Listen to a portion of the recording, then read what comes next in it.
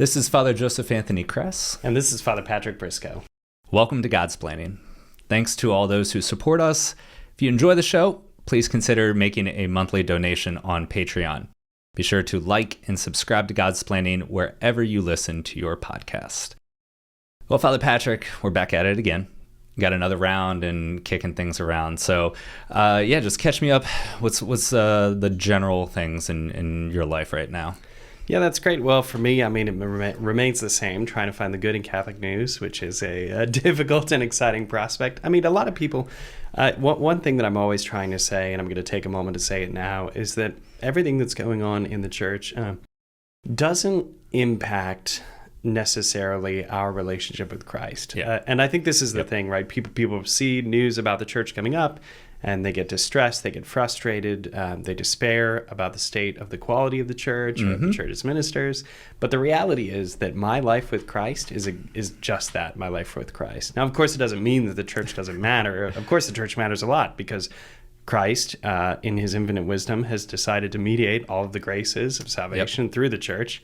So the church is very important, and people are rightly distressed when they see scandal, when they see the lingering effects of it, when they're distressed by news about the church, about Catholic leaders and the way we think the church should interact or not with Catholic leaders. Totally. All of this is at the forefront of our mind. But there's a line that we have to draw for our own personal sanity, for our devotion, and because frankly, a lot of those things don't really concern us. They don't belong to our station in life, and they don't really impose themselves on our relationship with the Lord. Well, I think this is kind of leading into our topic today, and it is something that you can look at a lot of the issues and global issues and get really discouraged and things, but let's talk about this on a local level. Let's talk about this on how that actually affects our local engagement with the faith. And this is something that we see a lot, honestly, as Dominicans, because we get, we love our province, but it spans over all of New England and down south into Virginia. Shout out to VA. But if we go out west to Ohio and Kentucky, so we see a lot of different kind of contexts for the faith in different kind of local circumstances. And one of the things that I think that we come across a lot of is engaging with people in those kind of parochial boundaries from so many different contexts. And this is something that, I think we've heard a lot of in all of those situations is sometimes people travel a great distance to find a parish that they feel comfortable in, a parish that they're happy with, a parish that they feel fed and nourished spiritually in. And in its kind of worst phrase or its worst setting, it's like, I hate my parish, and so I'm going somewhere else. So I guess this is what we want to talk about is like when you start to see a parish or become or a parishioner somewhere, and it's a struggle.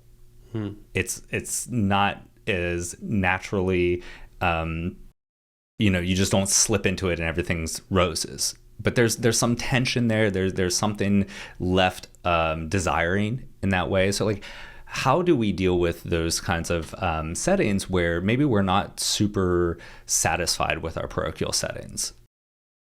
Yeah, I think this is something that comes up all the time, right? As a priest, we're always talking about this with people. They either love their parish and they're very excited to describe it to us as priests, right? They say oh, you won't believe this thing that our priest did, or we just got this new priest that we love, or the bishop just moved away this priest that we loved, and now we got Father New Guy, and we're not sure what we think about him yet. This is part of the Catholic experience, and I think unfortunately it's a more pressing question for us at this present moment in the church because of how transient our priests are. It's true. I really don't believe we probably ought to do some research on this, but when you talk to in my own experience of the church, when you talk to priests of previous generations, it doesn't seem to me that they were moved around as much as priests are today. I think today we're much more transient. The priests get reassigned, get moved with much greater frequency than in ages past, than in recent decades. And the other thing that people talk about all the time, and this has been widely experienced by priests too, is that priests are made pastors when they're very young. Yeah. So you go through seminary, you get your first assignment, which is maybe, if you're really lucky, 3 possibly 4 years. Ugh. And then if you're a diocesan priest, your next assignment is to be a pastor somewhere. So there's a lot of pressure put on parishes. And a lot of that pressure, I think, is caused by the kind of turnover of priests, which is part of what we face. But I want to sort of start this question on the difficulty of parish life that we're asking. What do you do when you don't like your parish? By just asking, well, what is it that makes a good parish? And I've got a couple keys that I would suggest. I think what's really important in a parish is community. A lot of people, what would they say out of the gate? Liturgy. Well, because that's what you experience first. Yeah. And it's true that on Sunday, when the music isn't to your taste, or worse yet, when it's not well performed, that can be an assault. It really can. It can be an assault on your senses, on your faith, on your belief, on your ability to pray. It can really, really, really make the Sunday experience very difficult. So I have a lot of sympathy for that. But I don't think the liturgy is actually the most important point of parish life. I think the most important point of parish life is community. And I don't mean a parish that has a bunch of stuff going on. Which is the great American temptation, right? To say like, oh, my parish is great because it has 10,000 different things I can join. Yeah. Well, you're a limited person and you're only going to join 3 or 4 things anyway. And if you're doing more than 4 things at your church, I've got some questions I'd like to ask you. But I think that principle of community is really important to elucidate. And what I think is at the heart of it is a love for a particular place.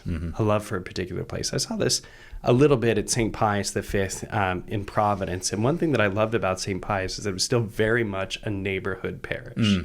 And that's a unique thing and something that is increasingly precious in the church in the United States today. A lot of our parishioners walked to Mass. They had been there for a very long time, most of our families. And there was something about the spirit of that place that had a robust understanding of what it was and a real knowledge of itself as a Christian community. And so that's one of the things that I think makes for a good parish. And when that's lacking, that's what leads to a bad parish experience. Yeah, I mean, there are a few things. You talked about kind of the transient nature of pastors or the priests in that. I think we kind of also say there's a transient nature of parishioners too. Oh my gosh. We're looking at very much more mobile parishioner base. And so there is this kind of loss of the concept of your neighborhood parish. And that can be frustrating, that can be discouraging, but it's because we're looking at a kind of parishioner base that is much more comfortable with traveling, whether that's for work or traveling for leisure or whatever it may be. So it doesn't surprise me, and I don't think we should be like caught off guard that a parishioner base is much more comfortable about traveling a decent distance to find a parish that is fitting for them. And so, as you mentioned, though, community is not programs. Community is based in relationships, and it takes a certain level of commitment to then build that community. And the programs that take place in a parish, or the programs that are offered, let's say, or the liturgy that is offered, is supposed to facilitate that community. It's supposed to facilitate relationships with God more than anything, but also relationships with each other, and to have this greater sense of unity as the body of Christ, and this kind of communal sense. And so, as we're like diving into that, I think that is a beautiful thing to see, parishes that still have a little bit of that kind of communal nature to it, whether that's walking to Mass or the neighborhood nature to it. But there's also this great sense that it takes a level of investment by the parishioners, a level of investment by the priest, but also a level of investment by the parishioners to then create that sense of community about what's going on there. So what will that take then? What should parishioners kind of start to lean towards to say, okay, this is what I'm looking for, or this is what at least I need to see somewhat present. Maybe not perfected, but at least like an openness or elements of the parish that it's like, okay, I can lean into it that way. Yeah, that's such a great question, and you bring up a great point, which is that the priest himself is not responsible for this element of community. And I think that's one of the main things that we talk about parish life in this episode. That's one of the main things that I wanted to say, is that you don't have to like your priest. No, you don't have to be his friend. He's got some friends, I hope. But they don't need to be all of his parishioners. All of his parishioners don't need to be friends with him, because the relationship that the people of God have with a priest is different than the kind of friendship that is sustained in the wide categories of life. So a parish that has a strong sense of its own identity, has a strong sense of its community, can thrive without a priest that they love. I think that's a really important principle, because as a person sitting in the pew, you might look at this guy and think, he doesn't have it. What are we going to do? And you might be right. Maybe your priest doesn't have particular gifts that are inspiring. Maybe he's a terrible preacher. Maybe he's not organized, and he can't get this kind of machine of parish life off the ground. Those can be real obstacles, and you're not going to be able to change them necessarily. But that does not mean that your parish can't be a great parish, right? So what is it that people can do? I think the first thing is to have social events. As you said, the phrase that you said, Father Joseph Anthony, that I really loved, was you said community is about relationship, which is why in St. Pius, one of the best things that our parishioners did, I had no interest in this, I didn't encourage them in it, but it ended up being wonderful, was they put in a bocce court and started a bocce league. And it was like the best thing that had been done in St. Pius in years. It's still going on, Summer Bocce League. It's a really wonderful program, because anybody can play it. The threshold level is very low. It prompts natural conversation, sort of talk while you do it. People bring dinners. They kind of sit around on Friday night, just share drinks. It's outside. There's a lot of things to commend it. And you can start an event like that without needing, you don't need a master's in theology to run a bocce league. But the way that directly impacts parish life is obvious, because you meet. I watch people that have been going to Mass together for years that didn't know each other's names, that finally met because they started to play bocce together. Yeah, I think there's an element of that kind of, I don't know, just like commitment to say, okay, this is going to be my parish. I remember one of our parishioners in Charlottesville gave a talk to our graduating students about, how do you transition from college life into, the wide world of the church. One of the things that she said is, okay, like, spend some time and find the parish that fits, that has those kind of like elements of, okay, I think this is going to be the best fit for me in this area. Commit to that parish. Register. Like, it's something we really don't talk about as parish registration. It's not just because we need numbers to figure out our, like, diocesan, Catholic Dreticum or whatever it is. But it's about knowing that now this pastor has responsibility for my sacramental education. And this pastor has that kind of responsibility for my faith in that way. And when you hopefully move, we talk about with college students, like, okay, when you get engaged, okay, well, this pastor is the one for your sacramental prep, including your marriage. But one of the things that this parishioner advised our students to, and it never occurred to me, but pick a Mass time and commit to that Mass time. A lot of parishes do have kind of different styles of liturgies at different Mass times. So you might have different types of music, some that's a little more hymnody, some that's more chant, or something that's a little more praise and worshipy, but commit to it. And then there's something really, really beautiful, because then you'll get to see the same people at that Mass time every year or every Sunday. You'll get to notice the families. You'll start to see them on a regular basis. So there's this kind of like, I think sometimes bad taste in people's mouth about church shopping and parish shopping, about, I'm just going to go where the Mass time's the most convenient for me. I'm going to go someplace that is most convenient. And this week it's that parish. This week it's another parish. And I understand that kind of level of convenience and how kind of destructive, and because what's it doing is it's being destructive in relationships and community, because you actually never have roots down in any place. But you got to pick a place and commit to it. But even within that context, commit to this is our standard mass time. Maybe one week you got to travel, so you're going to hit up the vigil or something like that, but have a regular expected mass time, because that, you're going to have that opportunity to build relationships then with those families or those retirees that are going, and you can have that sense of community even within that standard mass time, and can naturally move into like, hey, let's I'm have a bonfire, I want to invite this family over, things like that. You build familiarity with that, and that just like is so important, that you have this level of commitment to this specific community, even this community within that community, but to invest in that and keep that. Like I said, there are always times where it can fluctuate through different things, but to have an expectation of that is I think super important.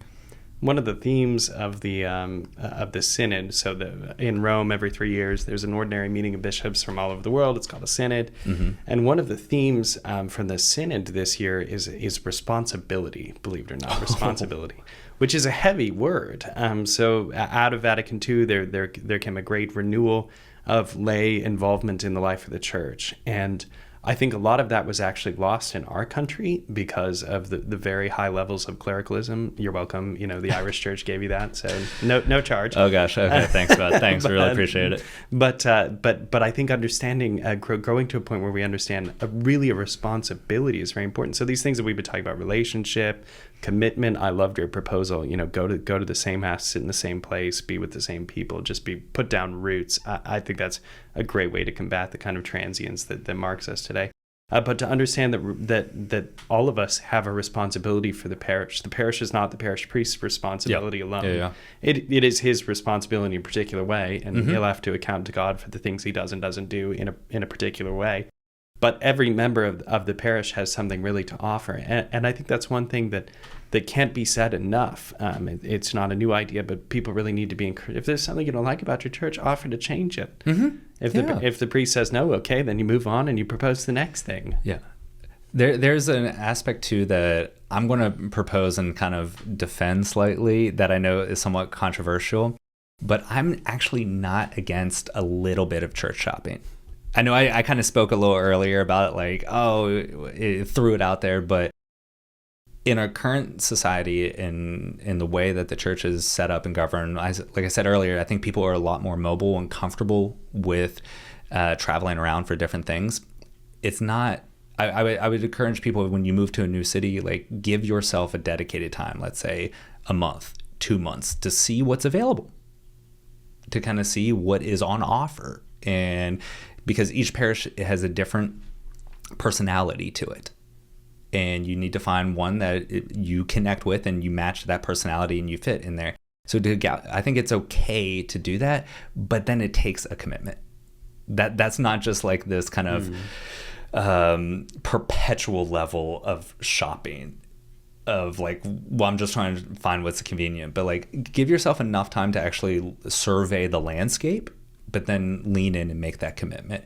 Because this is one of those things that, I mean, we even saw in earlier generations in the American church that there were different churches that served different purposes, and this was mostly expressed in the national churches. You had your Irish church, your Polish church, and things like that. So there was we had this kind of very explicit understanding that each parish had its own service or its own like kind of important way to serve that community. It's not as clear right now, but every parish can't do everything for everybody, and that's fine.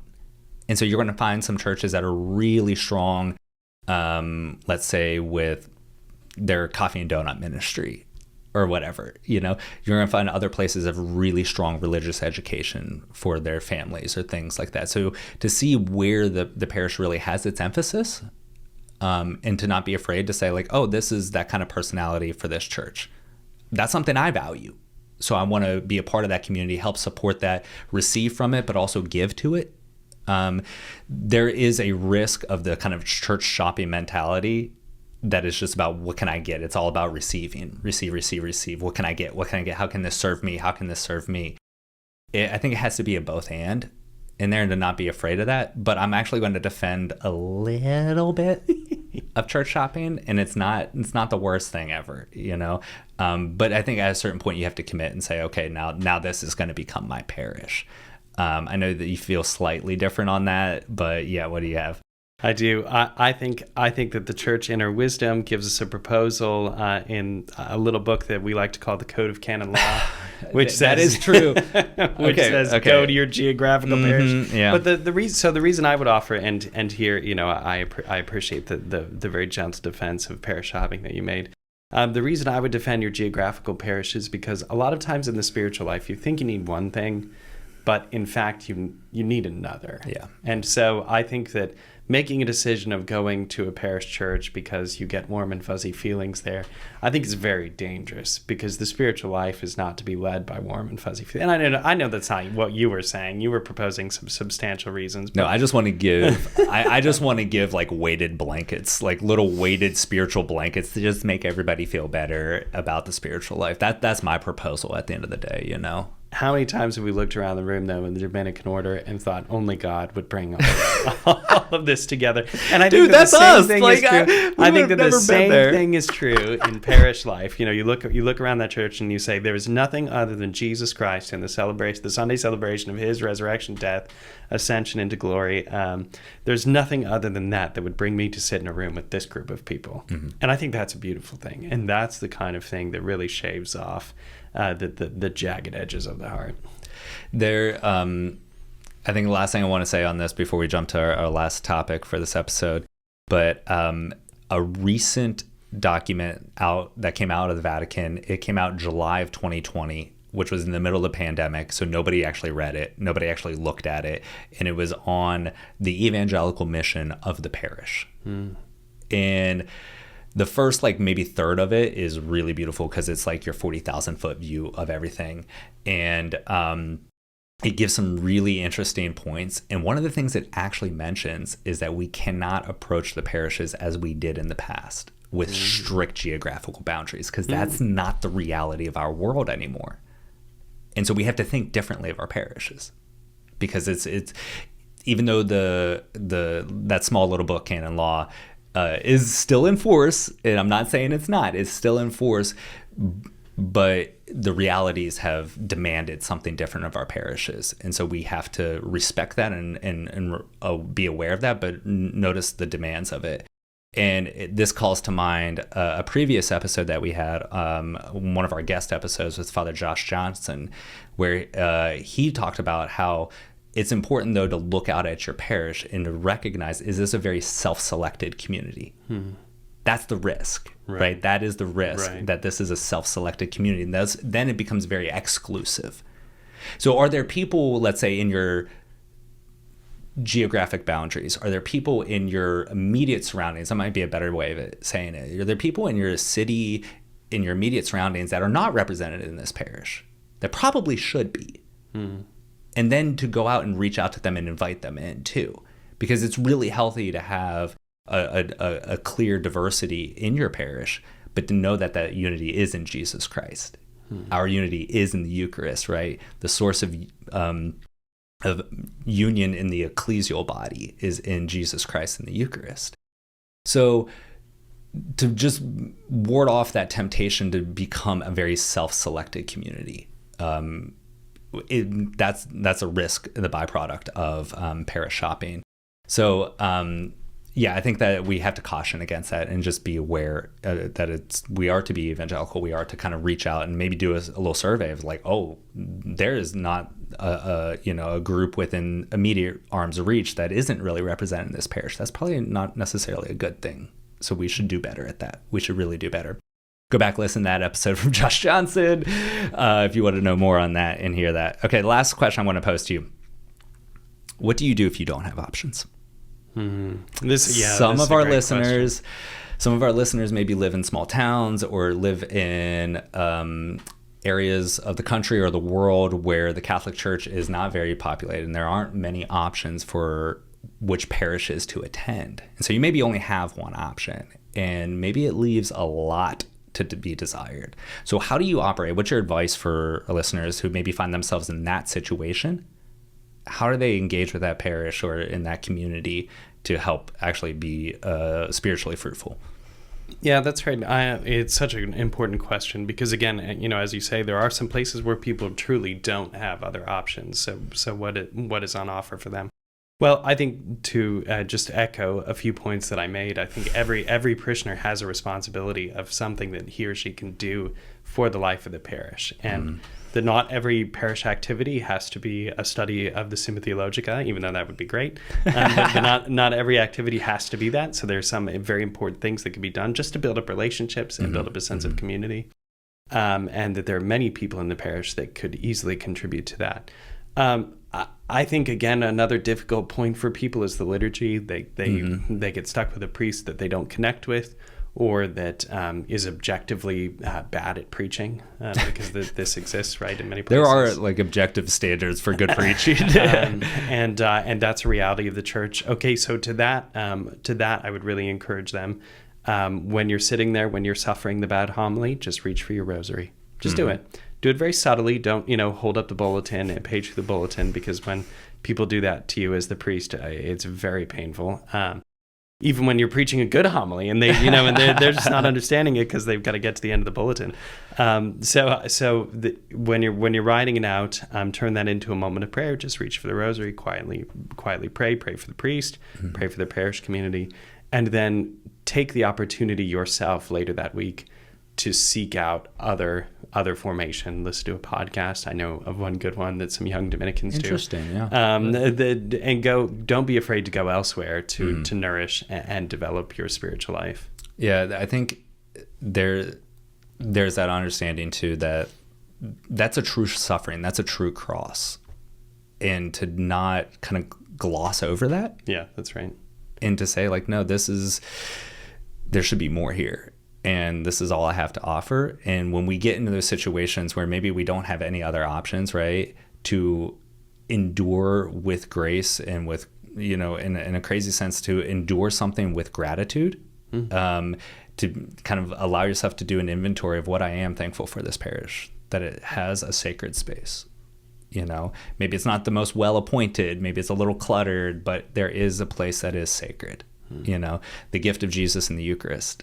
Dude, so important to just always remind yourself that no matter how much I want all these other things to help dispose me greater, that would be of good assistance, but here is still Jesus in the Eucharist, and he's making himself present even in these less than ideal circumstances. And so to do a little bit of an evaluation of gratitude, but you mentioned that one last thing is don't be afraid to take your own faith formation into your own hands. At the end of the day, you have to decide yourself if you're going to drink from the well of the church's tradition, and to then share that with others. If you think you're probably hungering for more in the faith, I would expect you're probably not the only one in those pews. That's right. So you might reach out to somebody and say, hey, I would really love, I've heard this great book, let's read that together and talk about it. Or let's start a Bible study.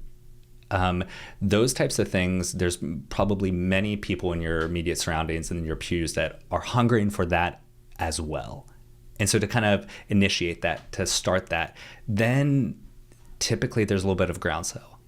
Success breeds success. Holiness is attractive. So if you start to take your own union with Christ seriously, both in the sacraments and in a communal aspect, and to start to build and take small steps in that, others will see that and want to join too. They're probably hungry and waiting for somebody else to start it. And at the end of the day, most people are probably looking to the priest to start it. But to just do small steps like that, and I think many people would be surprised at how many others would join, but they're just waiting for anybody to take one more step in that. So I really love that aspect of what you said is don't be afraid to take initiative in it yourself. One of the things that, getting back to evangelization of parishes, right? And this is a big buzzword with John Paul II, and so much of the change or the transition into the late 20th century into the early 21st century was about the new evangelization. And one of the things I find sometimes a little misconstrued with that is I think a lot of people think the new evangelization is everything is very active. but they overlook the contemplative elements of it. And there can be this frustration with maybe a parish that isn't thriving, or it doesn't have a strong community, or maybe you just don't like your priest or whatever it is. And so they immediately want to jump and do things. I want to fix this problem, and I want to, but don't overlook the necessity to pause and begin first in prayer, to devote your time to the adoration, the rosary, and allowing the Holy Spirit to then inspire you and guide you about what you do need to do for this local community. Who else do you need to invite to run alongside you? To not be afraid of that. But you kind of threw it out there and said, like, grab your rosary, don't grab the bulletin and that. But like that, I don't want to overlook that. That is so crucial to begin there and allow the Holy Spirit to guide in that way. Okay. Any last thoughts on where we're sitting for this? I think it's an exciting time coming out of coronavirus and what the COVID period was like for parish life, because there are so many opportunities to be had in places where programs had to be changed, stopped, altered, re-envisioned, and that now's the time to reinvest and propose new things for our churches. 1,000% agree. 1,000% agree. So thank you as always for listening to this episode of Godsplaining. Please follow us on Facebook, Twitter, and Instagram. Like the episode, subscribe on YouTube or on your podcast app, and leave a 5-star review. Also share this episode with those that you think could benefit from it, or maybe find themselves in the situation of the people that we spoke of in this episode. If you'd like to donate to the podcast through Patreon, follow the link in the description or in the show notes. There you'll also find links to shop our merchandise and get information on upcoming Godsplaining events. Thank you for everything, and just know that you're in our prayers. God bless.